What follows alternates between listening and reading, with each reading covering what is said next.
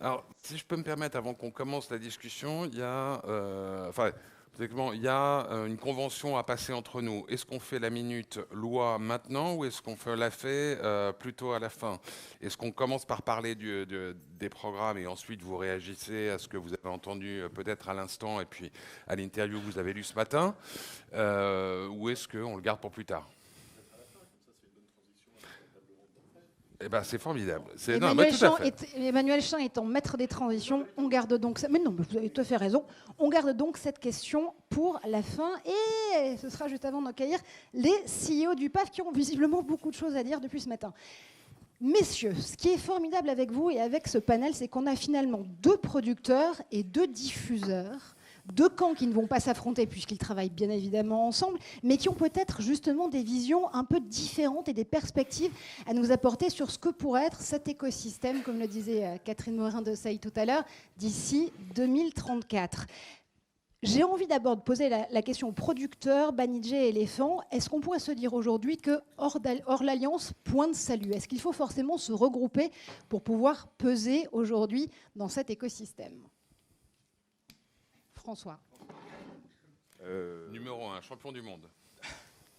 Non, je ne crois pas. Je pense que, objectivement, quand il s'agit de proposer à des chaînes ou à des plateformes des programmes, on est au fond tous sur la même ligne de départ. Il y a, disons, en France, 2500 producteurs, 4 grands diffuseurs qui passent des commandes, et puis maintenant 2 plateformes, on va dire. J'espère 3 bientôt. Donc, 4 même bientôt. Donc, c'est quand même un nombre très limité de possibilités de proposer des programmes et énormément de gens qui travaillent chaque jour à inventer des nouvelles idées. Donc, en réalité, c'est utile, c'est pas déterminant, parce qu'on est quand même face à un nombre de propositions concurrentes extrêmement important. Quand on regarde, par exemple, quelle est la société française qui a vendu un programme à Netflix et un programme à Amazon, 2 programmes de flux, c'est une petite société qui s'appelle WeMake, qui ne fait pas partie d'un grand réseau. Voilà, donc ça illustre bien que pour moi, c'est pas déterminant. Là où ça peut-être un peu changer la donne, c'est dans la mesure où nous qui sommes effectivement un relativement grand groupe, on est implanté un peu partout à l'étranger. Je parle même avant le rachat d'Endemol, on est déjà dans 16 pays. On est organisé sous forme de boutiques créatives. Donc effectivement, quand vous avez autour du monde une quarantaine de boutiques créatives qui chacune génèrent des nouvelles idées, des nouveaux projets, et que ces projets sont disponibles pour chacune des filiales dans le monde, ça vous donne peut-être la possibilité de proposer plus d'idées que d'autres. Mais encore une fois, à la fin, on est dans un univers de concurrence extrêmement large et on fait face à des diffuseurs qui sont, eux, très peu nombreux. Oui, je pense qu'il y a tous les formats possibles. L'enjeu, d'ailleurs, Aurore Berger l'a bien dit, c'est l'enjeu de la création, de la souveraineté culturelle, dans un paysage assez exceptionnel, assez extraordinaire. Moi, quand je suis arrivé à la télé il y a 25 ans, il y avait 5 chaînes. Aujourd'hui, il y en a des dizaines. Il y a des grandes plateformes mondiales qui arrivent. La création est devenue mondiale. Les usages ont changé, puisqu'avant, on regardait les programmes à heure fixe, jour fixe. Aujourd'hui, ça continue à rester puissant, et la télé reste très puissante, mais ils sont aussi visibles à d'autres moments, anywhere, anytime. Donc, dans ce paysage assez extraordinaire, où l'enjeu est bien celui de la souveraineté de la création et de la souveraineté culturelle, la question que vous posez, qui est pour les producteurs qui sont à l'origine de quasiment tous les programmes à succès des chaînes de télévision, et pour les chaînes de télévision, ça serait dramatique aujourd'hui s'il n'y avait plus de producteurs, parce qu'elles ne pourraient plus s'alimenter sur le marché. C'est une chance fantastique pour elles d'avoir une chaîne, une plateforme créée chaque année 7 ou 8 nouvelles fictions, 7 ou 8 nouveaux grands programmes de flux, et ils ont en face des producteurs qui, par centaines, leur proposent des projets pour choisir les meilleurs projets. Donc, dans cet espace qui est celui de la création et de la production indépendante à laquelle je crois et nous croyons beaucoup, la question qui est faut-il se regrouper? Je l'ai dit, il y a des petites boutiques très créatives, très audacieuses, qui transgressent, qui créent des programmes nouveaux. Il y a des groupes plus puissants, comme Banijé Endemol, qui est devenu le numéro 1 mondial. Stéphane Courby disait, ça nous permet d'attirer les talents et d'avoir une certaine puissance et des moyens de développement. Tous les formats sont possibles. Je crois que ce qu'il faut ensuite, quand il y a des regroupements, c'est qu'il faut faire des regroupements qui ont du sens. Nous, par exemple, Éléphant, on est devenu un producteur important en France, et on a fait récemment une alliance avec le groupe Webedia, qui est leader du digital et de l'entertainment digital. Et pour nous, ça avait beaucoup de sens, ce regroupement, parce qu'on est dans un monde où moi, je ne veux pas opposer les choses. Je pense qu'on est dans un monde où le « et » a plus de valeur que le « ou ». C'est pas diffuseur ou producteur, c'est diffuseur et producteur. C'est linéaire et digital. Nous, on travaillait beaucoup et on travaille principalement aujourd'hui pour les chaînes linéaires. On commence à travailler pour les plateformes. On a beaucoup de projets sur les différentes plateformes. Mais l'alliance du linéaire et du digital avec Webedia, qui a une culture digitale extrêmement forte, qui peut aider pour la promotion des programmes, pour sentir aussi l'écoute du marché avec tous les millennials qui sont beaucoup sur le digital, puisqu'aujourd'hui ils sont beaucoup sur le digital. Et qui incorporent aujourd'hui des influenceurs, mais aussi du e-sport, par exemple. Et du e-sport, on peut demain imaginer des plateformes de jeux vidéo qui viendront concurrencer les grandes plateformes de contenu que sont les Netflix, Amazon, Apple, Disney et autres.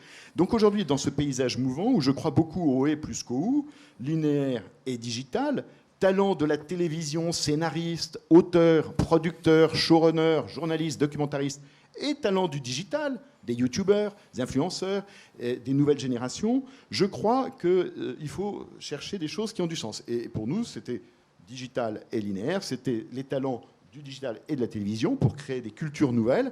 C'est également la France et l'étranger, puisque c'est un groupe qui est très présent aussi en Espagne, au Brésil, en Allemagne, aux États-Unis.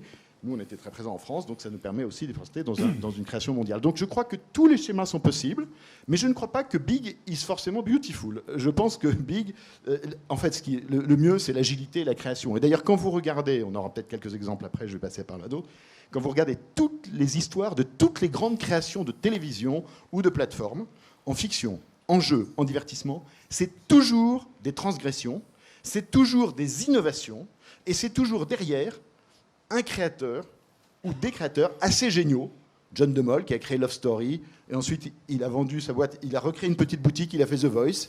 Donc c'est des indépendants, c'est des créateurs, et donc je crois beaucoup à ce modèle-là, fait sur l'agilité. Ok, donc la bonne nouvelle, tout le monde a sa chance, les tout petits Oui. comme les très gros. L'important, c'est d'être créatif capable de s'habituer à tous les environnements. Et d'investir. Cela ayant été dit, on parle de plateformisation. En fait, c'est ce qui, enfin, demain tout le monde sera plateforme. Ce qui fera la différence, c'est que certains conserveront une diffusion linéaire, donc un rendez-vous avec le public, ça sera les chaînes de télé, et les autres fonctionneront totalement sur un principe de à la demande.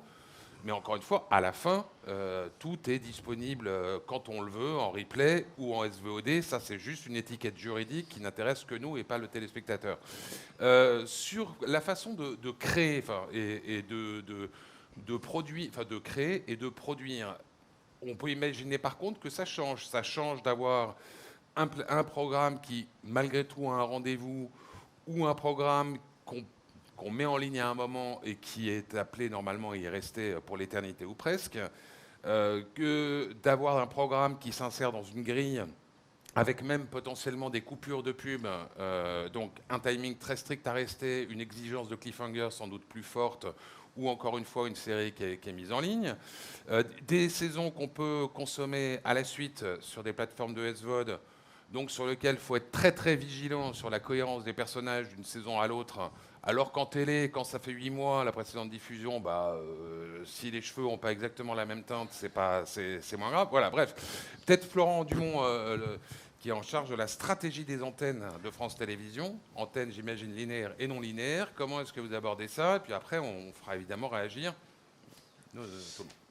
Déjà, peut-être une nuance par rapport à ce que vous dites sur l'opposition entre des chaînes linéaires d'un côté et des plateformes de l'autre. Aujourd'hui, le groupe France Télévisions, il est en pleine transformation et il devient autant chaîne linéaire que plateforme, en fait. Ce qui compte, c'est la relation que l'on construit avec le public, le lien que l'on maintient avec le public et l'universalité, effectivement, pour adresser tous les publics. Et donc, du coup, de réfléchir notre stratégie en fonction des publics que l'on veut toucher. Et pour ce faire, des moments dans une grille linéaire ou bien une mise à disposition sur une plateforme à la demande. Donc, en tout cas, la transformation que l'on opère depuis quelques années maintenant fait que je ne me mets pas du tout du côté uniquement de la télévision linéaire, mais bien de celle de l'adaptation au public, en fait, déjà, en premier temps. Et évidemment, il y a le lien se construit différemment entre un fond de grille, par exemple, historique, qui crée un lien quotidien entre un public et des rendez-vous, des visages, des éditions d'information, des feuilletons quotidiens, qui est quand même un genre aujourd'hui qui est pourtant de la fiction. On pourrait dire que la fiction devient une plateforme, et un feuilleton quotidien qui recrée un lien très fort au quotidien, comme son nom l'indique, entre un public et une chaîne de télévision. Et à côté, des plateformes à la demande, la plateforme France.tv, qui va proposer l'ensemble de nos contenus à nos téléspectateurs au moment où ils le souhaitent. Donc on voit bien que c'est plus complexe qu'une seule opposition entre les deux schémas. Oui, mais chez France Télé, vous avez quand même des équipes différentes entre celles qui produisent des programmes créa numérique only, et donc non appelés à diffuser en linéaire, et les unités de programme plus traditionnelles, non ? En fait, on a eu une transformation de l'organisation avec une direction des programmes et une direction des antennes, direction des programmes qui éditent des contenus à destination des publics qui peuvent être pour le linéaire ou pour le non linéaire, et puis une direction des antennes qui va assurer cette distribution des contenus entre le linéaire et le non linéaire. Donc on est en pleine transformation. On a eu une direction de la fiction numérique, c'est la spécificité, qui crée des formats comme Scam ou Mental qui sont sur nos antennes non linéaires. Mais sinon, dans les autres antennes, il y a dans les autres genres de programmes, volonté de créer à la fois pour le linéaire, pour le non linéaire. Ce qui est intéressant, c'est que dans votre ancien titre, il n'y a pas si longtemps que ça, il y a quelques semaines seulement, il y avait encore le mot de public qui persistait, stratégie des publics au pluriel. Et ça, c'est intéressant. Mais si les anciens acteurs du linéaire deviennent plateformes, comment est-ce qu'on fait dans ce monde en recomposition aux frontières de plus en plus floues pour définir et défendre sa proposition de valeur ? En fait, le public au pluriel, effectivement, la nuance est importante parce que ça s'adressait à tous les publics, quel que soit leur âge, leurs étapes de vie, leur niveau sociodémographique, etc. Et donc réfléchir à des propositions qui soient adaptées à chacun de ces publics et dans lesquelles on retrouve des valeurs de service public et notamment la notion d'utilité. C'est-à-dire tout ce à quoi on réfléchit lorsqu'on met des programmes à l'antenne, c'est quelle est l'utilité. Je prends l'exemple d'une fiction que nous avons diffusée il y a 2 jours, La Maladroite, dans le cadre d'un dispositif plus large sur les violences faites aux enfants. Et on voit que l'impact social, au-delà de l'audience qui était déjà très importante, puisque ce sont 4,5 millions de personnes qui ont regardé ce téléfilm, c'est l'impact derrière, le fait que les gens en parlent, le fait que le service public se soit mobilisé, se soit engagé pour cette cause très, très, très juste, et peut-être un impact sociétal très important derrière. On va peut-être d'abord, Emmanuel, avant de te redonner la parole, poser la même question finalement à Damien sur la création, selon qu'on est dans un univers intégrant du linéaire ou pas. Ça change pas, et puis je crois même que vous nous avez apporté un petit cadeau du jour. Je vous ai apporté la bande-annonce de Mortel, qui est la nouvelle série Netflix, j'allais dire la prochaine série Netflix, mais ça y est, depuis 9h01 ce matin, elle est disponible. Non, et en dehors que ça me fait plaisir de partager des images de cette série dont on est chez Netflix hyper fier. C'est un bon exemple de la création française en fait pour nous. C'est-à-dire c'est une série 100% française, portée par un créateur français, portée par un producteur français qui sont venus nous voir avec cette idée de série fantastique et de personnages adolescents. Voilà, donc c'est des choses finalement qu'on ne voit pas tous les jours dans une œuvre de télévision. Et nous, on aimerait bien la voir. On va la regarder et ensuite on continue cette discussion. Oui, vous allez avoir le trailer Ou avec pas. ma tête devant. Ouais. Il y a quelque chose dans l'air. Quelque chose de mauvais qui approche. Désobéissant. Fourbe. Je t'ai vu coller des affiches pour retrouver ton frère. Je peux t'aider? Attends. Tu crois que si j'avais besoin d'aide, je viendrais voir un clochard comme toi, là? Je m'appelle OB. Je peux te donner des pouvoirs pour retrouver ton frère. Mais vous devez être 2. Victor! Non! Salut. Mais j'ai besoin de toi, Victor. Faut que tu restes loin de tout ça, Sophia. Chez Kazan. Tu peux pas lui faire confiance. À toi, je te fais confiance.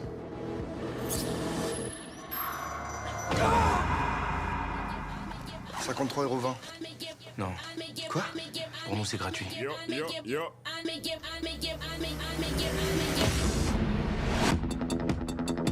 Pour mon frère, y a rien que je fais pas. Rien. C'est toi, c'est les pouvoirs. C'est comme une drogue, c'est toxique, Sofiane.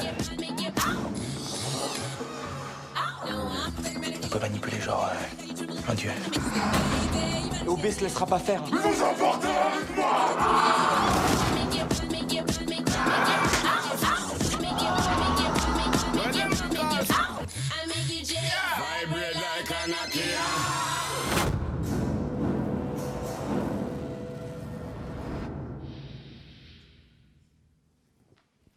Et si vous voulez voir la suite, c'est sur Netflix depuis ce matin, donc pour l'ensemble de la saison de Mortel. Exactement, voilà, pour 158 millions de personnes à travers le monde et disponible en 30 langues. Voilà. Et on parle création, on parle pas chiffres, mais quand même, je trouve que mettre ce chiffre en rapport avec un autre chiffre que Frédéric Garcia, le créateur de la série, partagé avec nous est intéressant. C'est-à-dire, Frédéric Garcia, c'est Mortel, qui est sa première création de série, c'est son rêve de gosse, c'est comme ça qu'il en parle. Ça fait 10 ans qu'il rêve de faire cette série. Il a essuyé 19 refus, voilà, c'est le nombre précis, il s'en souvient encore, jusqu'à ce que Gilles Deverdière, producteur chez Mandarin Télévision, et lui viennent nous voir et nous propose de faire cette série ensemble. Et donc je trouve que ce parallèle est assez représentatif finalement de l'opportunité aussi de création de contenu français sur Netflix aujourd'hui. C'est-à-dire on a quelqu'un qui est un jeune étudiant de la FEMIS qui rêve de faire une série, qui a globalement l'habitude dans un paysage, l'écosystème actuel, de pas forcément trouver des gens qui ont envie de faire ce type de contenu. Et l'opportunité que Netflix lui apporte, c'est de faire cette série pour un public français, donc pour plus de 6 millions de personnes en France, et en même temps pour le monde. Voilà. Donc je trouvais que c'était un bon exemple finalement de la création, et puis de cette complémentarité, parce que finalement, aujourd'hui, la contribution de Netflix à la mise en valeur de la culture française, je pense qu'elle se résume assez bien en ce mot de complémentarité. C'est-à-dire qu'il peut y avoir des succès comme le téléfilm dont on parlait sur France Télévisions, et puis il peut y avoir aujourd'hui Mortel disponible sur Netflix. Et quand on parlait justement de ces lignes qui sont de plus en plus floues entre acteurs du linéaire, du non-linéaire, des plateformes, quel que soit le device, des endroits où on va rencontrer ces œuvres de création, il y a aussi l'exemple Netflix qui rentre en linéaire avec TF1 sur le bazar de la charité.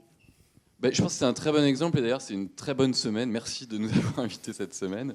La semaine a commencé avec le bazar de la charité sur TF1, qui est un succès d'audience formidable, et qui va se poursuivre à partir du 26 décembre sur Netflix, puisque la série sera disponible pour l'intégralité des membres de Netflix à travers le monde. Et je pense que c'est là encore un bon exemple de complémentarité. Finalement, le bazar de la charité, on pourrait le définir comme une série éminemment linéaire qui est faite par TF1, qui a des dizaines d'années d'expérience dans la création de séries dans une logique linéaire, et en même temps elle va être disponible pour l'intégralité des membres de Netflix, et elle va pouvoir trouver un nouveau public à travers le monde, tout en ayant ce succès incroyable sur TF1. Si vous me permettez, Damien, pour TF1 je comprends bien l'avantage, mais pour vous je le comprends toujours pas. L'avantage, c'est d'avoir... Il n'y a pas qu'une seule façon en fait, de contribuer à la mise, je dirais de manière générale, à la mise en valeur de la culture française et des contenus français. C'est-à-dire, on peut à la fois faire des contenus originaux, que ce soit des séries, des films, des documentaires, du flux, et en même temps, on peut avoir des opportunités comme celles qu'on a eues sur le bazar de la charité, de s'associer avec TF1, donc en même temps d'augmenter finalement l'argent qui est mis à l'écran. Assez simplement, c'est quand même, on parlait de création, et la création, ça implique des moyens. Et l'association de Netflix et TF1 sur le bazar de la charité permet aussi de faire une série sans doute dans une économie différente et augmentée par rapport aux standards qu'on a pu connaître. Et en même temps, c'est l'opportunité pour une histoire d'époque éminemment française, là aussi portée par des créateurs français et des talents français, de trouver ce public dans le monde. Avant de passer la parole à Emmanuel, je précise juste à la régie que depuis quelques minutes, on a un bruit très très fort qui vient dans la salle. On aimerait tous vivre jusqu'en 2034 pour voir les mutations de ce secteur. Donc on se demande en fait ce qu'est ce bruit qui vient de façon récurrente. Vous pourrez nous le dire tout à l'heure. Emmanuel. À la question que vous posiez, est-ce que pour les producteurs c'est différent de travailler pour les chaînes linéaires ou les plateformes? Je crois que cette différence n'a plus tellement de raison d'être.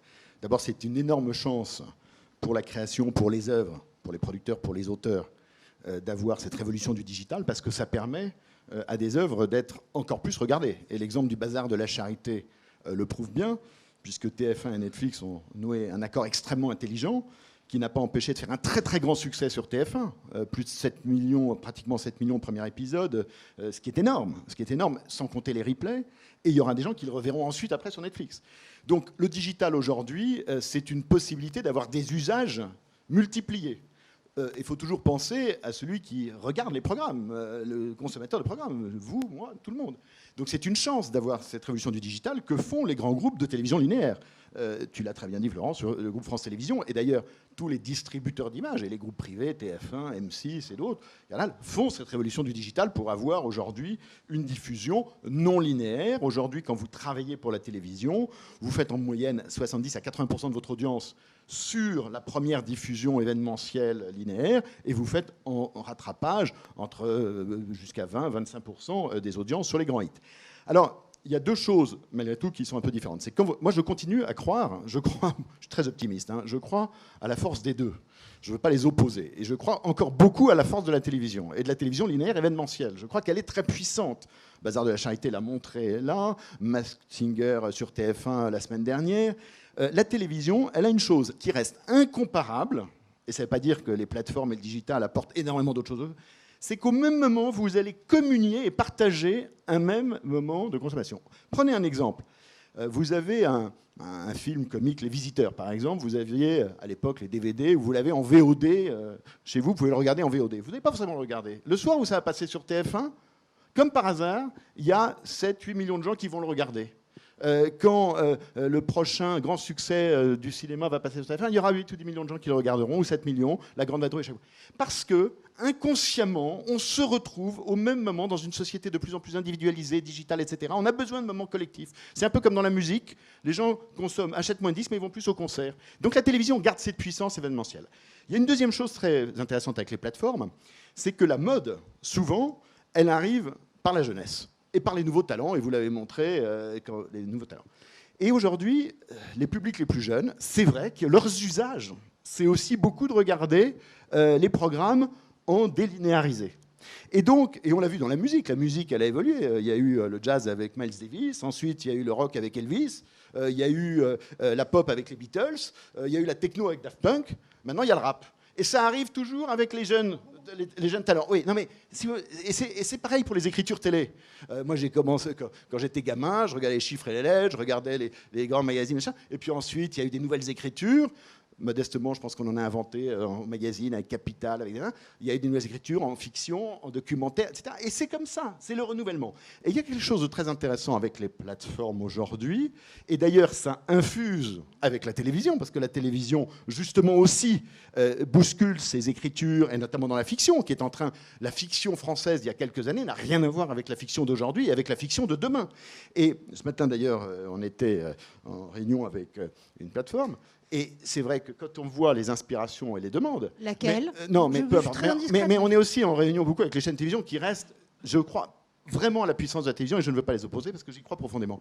Eh bien, c'est très intéressant parce qu'ils nous disent, poussez les curseurs très loin, les histoires plus que les sujets, soyez extrêmement loin dans les curseurs, l'écriture, la réalisation. Il y a presque, je dirais, une influence presque hollywoodienne à vouloir écrire de façon... Voilà. Et ça, je trouve que ça bouscule, dans le bon sens du terme aussi, les talents, les producteurs, pour créer de nouvelles écritures. Et le Bazar de la Charité, je finirai là-dessus, en est un excellent exemple, parce que le Bazar de la Charité, il y avait un côté un petit peu dans l'ambition du projet, dans la qualité de production. Je dirais qu'il y avait pour une fiction française une qualité assez exceptionnelle d'ambition, qui a fait un grand succès sur une chaîne dite linéaire. Donc c'est formidable parce que ça irrigue tout ça. Sur le flux, et ça je pense que sur la fiction et sur les documentaires, là aussi sur les documentaires, c'est un gros enjeu les documentaires. Il y a une écriture documentaire qui est de qualité classique, mais les nouvelles écritures documentaires qui arrivent sur les plateformes bousculent là aussi de manière positive l'écriture des documentaires, avec du thriller, entendant les récits, etc. Donc tout ça est extrêmement intéressant et ça profitera à tous les diffuseurs s'il y a derrière des créateurs qui sont capables de faire ces nouveaux programmes. Donc la bonne nouvelle, c'est qu'on est OK dans un moment de confusion des genres, mais qui peut être extrêmement intéressant pour les créateurs de contenu, mais aussi pour ceux qui vont les diffuser et nous proposer à nous, publics, d'engager avec ces contenus. Damien, alors le documentaire n'est pas chez vous, en l'occurrence chez Netflix, mais qu'est-ce que ça vous inspire ? Non, mais pour terminer l'analogie de la semaine Netflix, on a lancé hier la série documentaire Grégory qui retrace l'affaire Grégory. Voilà. Et je pense que c'est un très bon exemple. On a aujourd'hui, à date, on a lancé donc Grégory et notre documentaire sur le 13 novembre, écrit et réalisé par les frères Jules et Gédéon Naudet. Et je pense que dans les deux exemples, on voit là aussi à quel point l'approche, finalement, elle est complémentaire. Elle parle des créateurs. Donc finalement, sur Grégory, qui est une affaire qui a été traitée en fiction, en documentaire, enfin, je veux dire, qui est extrêmement connu du public français, l'opportunité de faire sur Netflix cette série documentaire, c'est celle donnée à Gilles Marchand d'avoir une vision qui est par exemple celle d'un cinéaste. Voilà, c'est vrai qu'il est venu avec ce nouveau regard, ou dans le cas du documentaire sur le 13 novembre, de raconter sur un prisme extrêmement intime et humain et sur la thématique de la résilience, une histoire finalement qui a bouleversé le monde. Donc là aussi, je pense que c'est pareil. D'abord, la démarche part également des créateurs français pour les documentaires français, comme des créateurs français pour les séries françaises.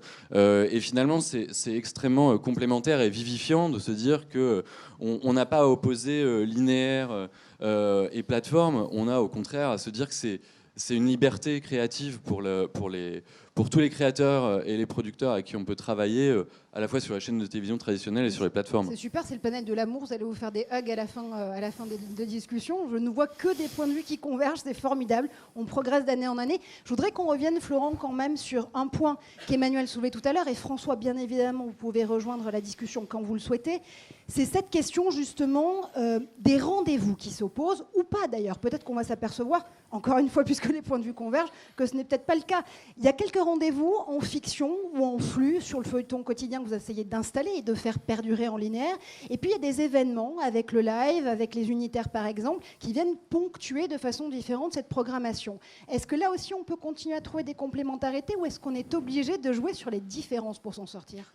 En fait, l'opposition relève assez peu des genres de programmes finalement, mais des publics, des usages, des contextes et de la création. Par exemple, je regarde de manière complètement complémentaire ce qui se passe en journée et qui va perdurer. Pourquoi ? Parce que les habitudes des Français, je pense qu'en 2034, il y en a certaines qui seront encore très très fortes. Ce qui se passe le matin avant de partir au bureau, la spécificité française du retour au domicile à l'heure du déjeuner, le sujet de l'Access Prime Time où on a une écoute flottante entre 18h, 20h en faisant d'autres choses, et où le linéaire avec des rendez-vous très spécifiques, des visages, des éditions d'information, des jeux, des feuilletons quotidiens, comme je le disais aujourd'hui, trouvent tout à fait leur place.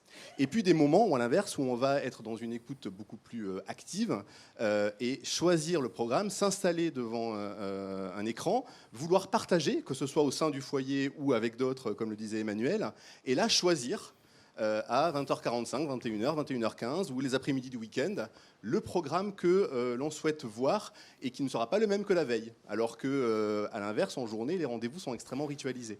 Et donc, choisir les programmes que l'on souhaite voir, c'est choisir ce qu'il se passe sur l'une des chaînes linéaires, des chaînes historiques, des chaînes de la TNT, des chaînes payantes. C'est savoir quelle est la série qui est disponible sur une plateforme par abonnement, savoir ce qui a été diffusé les jours précédents et ce qu'on peut trouver en disponibilité sur les plateformes de replay, savoir peut-être un programme que les plateformes de replay ont mis en avant-première et qui est déjà disponible.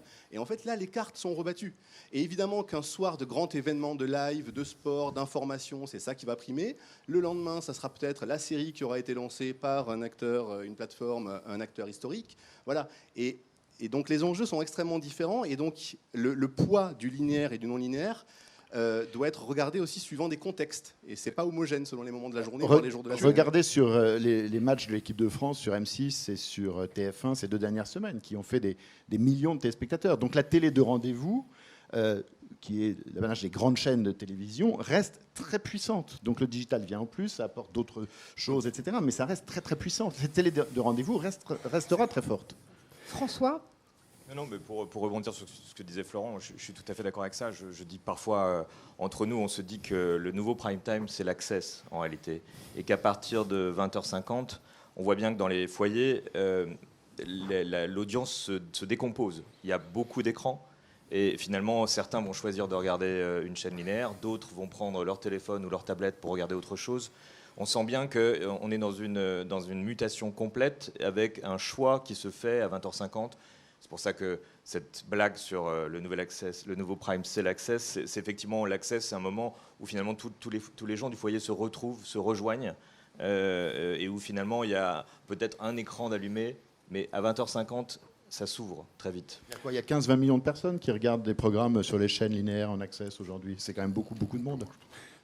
Vous avez cité d'ailleurs tu as cité à l'instant l'équipe de France de foot qui en soi est une marque hyper puissante, un peu plus tôt le Bazar de la Charité ou d'autres. Le fait est qu'aujourd'hui, pour un programme émerger et trouver son public dans le cadre d'un rendez-vous, c'est aussi à un moment avoir su construire en amont une vraie marque puissante, programme extrêmement puissante. Donc c'est sans doute la prime à une forme de récurrence, de marques qui reviennent. C'est sans doute une manière de communiquer un peu différente, plus simplement dans le couloir des 3 dernières semaines, mais avoir su construire une légende, entre guillemets, autour du programme avant. Parce que aujourd'hui, c'est déjà compliqué quand on regarde MyTF1, Sisplay, Netflix, France.tv, je fais comme ça, et Disney+, on a à chaque fois cette myriade de vignettes. Quand demain, tous ces contenus, tous ces services vont être sur la même plateforme, ça deviendra ingérable. Ce matin, à Patino, 17 minutes, paraît-il, d'après certaines études, pour trouver son programme. Donc sur cet aspect, comment est-ce que je crée la légende, entre guillemets, et l'envie d'un programme là aussi, il y a peut-être des modifications et des évolutions à apporter dans la façon dont vous travaillez ensemble, diffuseurs et producteurs. Déjà, je pense que pour un producteur, il ne suffit pas seulement de faire un très bon programme innovant quand on lance un nouveau programme. Hein. Là, vous parlez des programmes, vous lancez les légendes des programmes. Mais il faut savoir aussi le lancer. Et le lancement d'un programme, aujourd'hui, l'événementialisation du programme, tout ce marketing de la diffusion est extrêmement important. Et d'ailleurs, c'est très important de le faire avec les chaînes de télévision qui ont des services pour ça, mais parce que le producteur, les auteurs ont aussi des idées marketing très fortes pour créer. Là, on va lancer une nouvelle série sur une grande chaîne linéaire qui aura aussi des diffusions digitales. On travaille comme un studio de cinéma. On a fait une affiche, on a fait des propositions, ça vient du producteur. Hein. On va leur proposer bientôt des affiches, des claims, etc., pour pitcher, pour lancer, etc., pour que ça soit un lancement à la hauteur de l'événement attendu.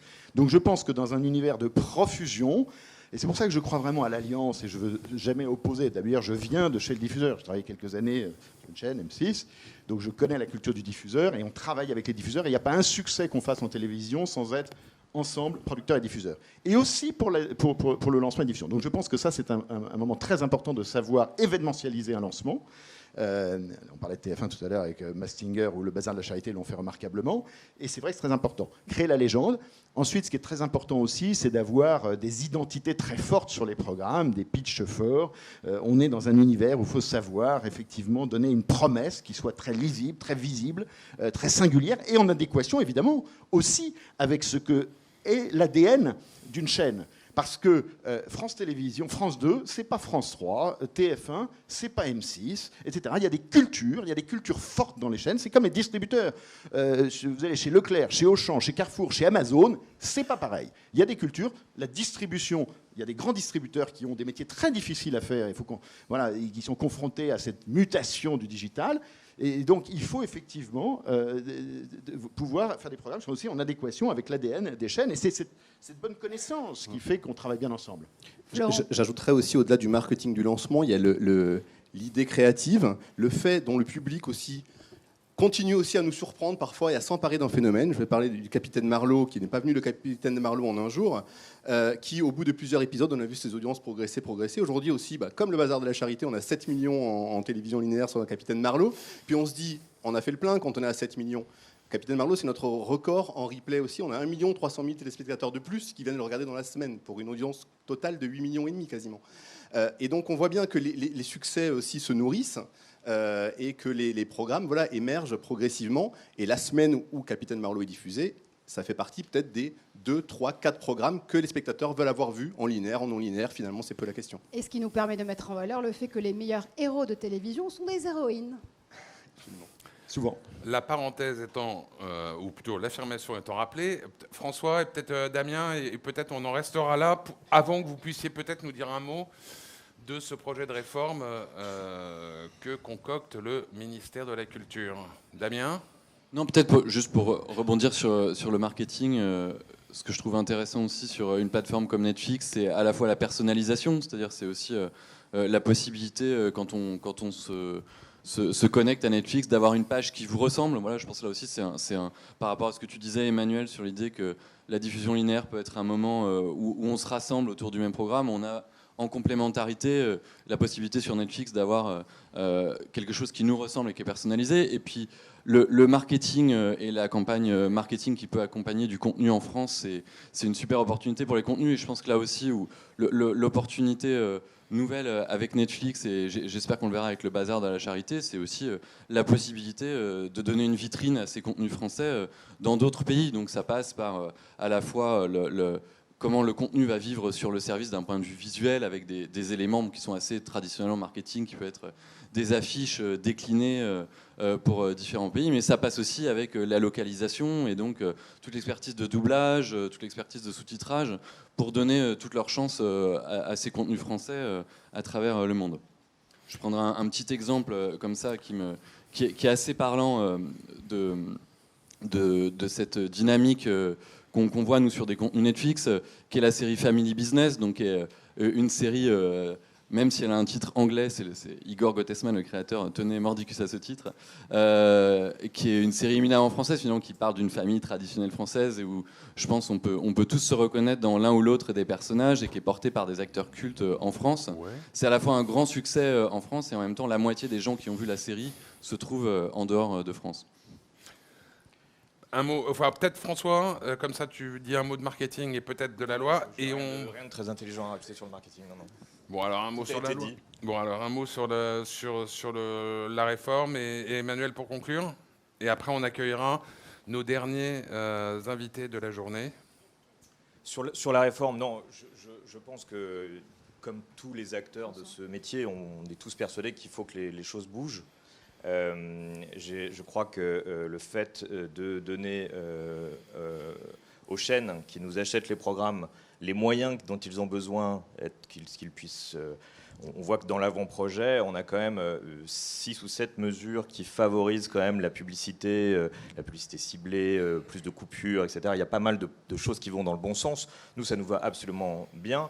On voit aussi que des demandes comme le fait que des obligations soient, on va dire, équilibrées aussi sur les plateformes, que les chaînes traditionnelles ne soient pas les seules, évidemment, à devoir passer entre les fourches codines d'obligations de production. Ça paraît tout à fait légitime, et évidemment, ça ne nous dérange pas. On voit aussi ce troisième volet qui est sur la production dépendante. On peut voir aussi une évolution qui est dans l'avant-projet de 25 à 50%. C'est aussi une avancée en faveur des chaînes. Donc j'ai envie de dire, je crois que tout ça nous va, on va dire, à peu près. Ça nous paraît tout à fait acceptable. Ça va dans le bon sens, dans un sens équilibré en tout cas entre producteurs et diffuseurs. Je comprends du coup un peu moins la tribune de ce matin dans le Figaro. Dans la mesure où je ne vois pas pourquoi, alors que les diffuseurs ont obtenu tous ces points, certaines mauvaises langues ont appelé ça la réforme Taverneau.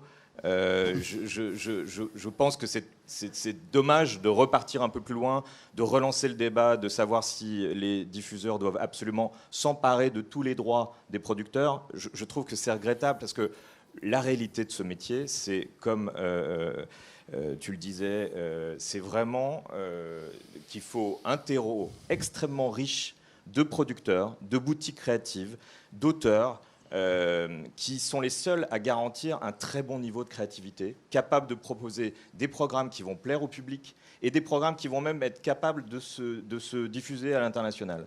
Et je crois que c'est la seule règle à respecter, c'est de trouver cet équilibre dans lequel l'ensemble des acteurs jouent à peu près un jeu avec les mêmes règles, où les relations entre les producteurs et les diffuseurs sont équilibrées et apaisées. Et voilà, je pense que c'est l'objectif de tout le monde. Un mot pour conclure. Je remercie. Je pense que ce projet de loi, c'est un enjeu historique. C'est évident qu'il fallait modifier la loi. Je crois que la précédente date de 1986. Je crois que c'est l'année où j'ai commencé la télévision, ça ne me rajeunit pas. Le paysage n'avait rien à voir. Bon. Aujourd'hui...